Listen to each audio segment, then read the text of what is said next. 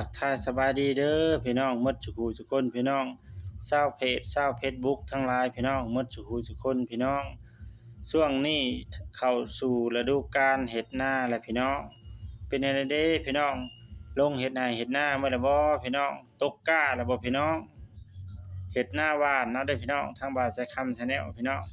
ยังคิดฮอดฮักแพงชาวครีเอเตอร์ทุกๆท่านเด้อพี่น้อง สบายดีอยู่บ่เด้พี่น้องคอมเมนต์มาทักทายสบายดีเจ้าชายสักคำนี่เด้อพี่น้องบ่ได้เห็นกันแต่เฮิงแล้วได้พี่น้องเพราะว่าเวียกหลายอย่างทางไปถ่ายคลิปช่อง YouTube พี่น้องทางไปอันถ่ายหมอลำเรื่องนะพี่น้องถ่ายคลิปนั่นแหละพี่น้องเป็นยูทูบเบอร์ได้บ่าวสักคำ Channel พี่น้องเอ้ยแล้วก็ไปถ่ายคลิปสาวโสดเนาะหนุ่มโสด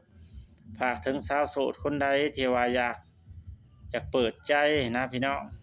อยากเปิดใจหาคู่ชีวิตจังซี่นะพี่น้องทั้งผู้ชายผู้หญิงเนาะทักเข้ามาหาอันบ่าวใช้คำ Channel ได้เนาะทางหลังไมค์เนาะคอมเมนต์มาว่าตอนนี้น้องอยากเปิดใจจังซี่นะอยากเปิดใจหาแฟนจังซี่นะทางน้องผู้หญิงเนาะทักเข้ามาได้บ่าวใช้คำ Channel สิไปอัดคลิปไปถ่ายช่อง YouTube เนาะแต่กับผู้ชายเนาะสำหรับผู้ชายเฮาก็เป็นบ่าวโสดได้กับสาวโสดจริงแท้ๆได้สิมาเปิดใจเนาะบ่แม่นของลิ้นได้พี่น้องทักแชทมาได้บ่าวใช้คำ Channel สิไปถ่ายคลิปลงช่องให้เนาะบางทีอาจได้เนื้อคู่ดีได้พี่น้องแล้วก็ฝากหน่อยเด้อพี่น้องใครที่เข้ามาก็อย่าพลาดเลื่อนผ่านพี่น้องเข้ามาก็กดไลค์กดแชร์กดติดตามให้หน่อยเด้อพี่น้องแล้วก็ฝากช่องหน่อยเด้อพี่น้องเด้อช่องยังบ่ทันได้ผ่านการสร้างรายได้ได้พี่น้องใกล้แล้วได้พี่น้องสิฮอด 1,000 ผู้ติดตามแล้วพี่น้องคันฮอด 1,000 ผู้ติดตามแม่นสามารถเปิดสร้างรายได้พี่น้องจากช่อง YouTube พี่น้องแล้วก็ชั่วโมงก็ยังบ่ทันได้ผ่านพี่น้องผู้ติดตามนี่ใกล้สิผ่านแล้วพี่น้องบ่ฮอด5มื้อดอกพี่น้องผู้ติดตามของบ่าวสักคำ Channel ตอนนี้900ปลายพี่น้อง970 80นี่แหละพี่น้องสิฮอด 1,000 แล้วพี่น้องฝากช่องหน่อยเด้อพี่น้องฝากกดติดตามให้หน่อยเด้อพี่น้องเสิร์ชเข้าไปทาง YouTube พี่น้องเสิร์ชเข้าไปทาง YouTube เขียนคำว่าบ่าวสายคำภาษาลาวพี่น้องบ่าวนี่ยาวว่างแล้วก็สายคำ Channel เป็นภาษาอังกฤษบ่ได้อันเขียนก็ได้ Channel นะพี่น้องพิมพ์คำว่าบ่าวสายคำนี่มันก็เด้งขึ้นมาแล้วก็เข้าไปเบิ่งในช่องมีหลากหลายคลิปมีทั้งหมอลำเรื่องมีทั้งคอนเทนต์หลายอย่างทางอันบ่าวสายคำ Channel เอาลงเนาะ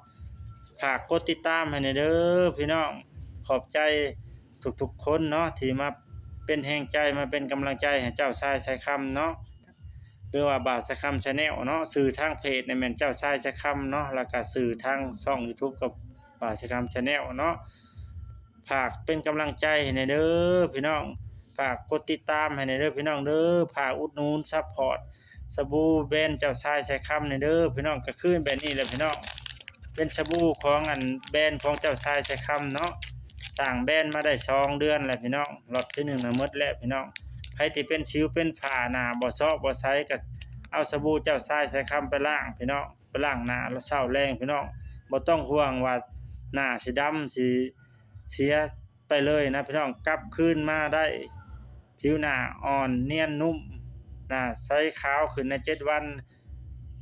มาสั่งจองได้หรือว่าสิสั่งจองทางกล้องคอมเมนต์สำหรับอยู่ต่างแขวงนี่พ่อค้าจัดส่งให้ย้ำมีเก็บปลายทางอนุชิตแล้วก็มีใส่เด้อลูกค้าคนใดหน้าเป็นสิวเป็นฝ้าหน้าบ่ซอกบ่ใสปัวจังได๋ก็บ่หายมาเอาสบู่เจ้าชายสายคำไปล้างเด้อลูกค้าแล้วก็ฝากช่อง YouTube เด้อฝากเข้าไปติดตามให้แหน่พี่น้องยังอยู่ในผู้ติดตามมัน900ปลายสิผ่านสิฮอดขั้นตอนการสร้างรายได้แล้วพี่น้องฝากหน่อยเด้อพี่น้องฝากเข้ากดติดตามช่อง YouTube ให้แหน่พี่น้องสบายดีพี่น้อง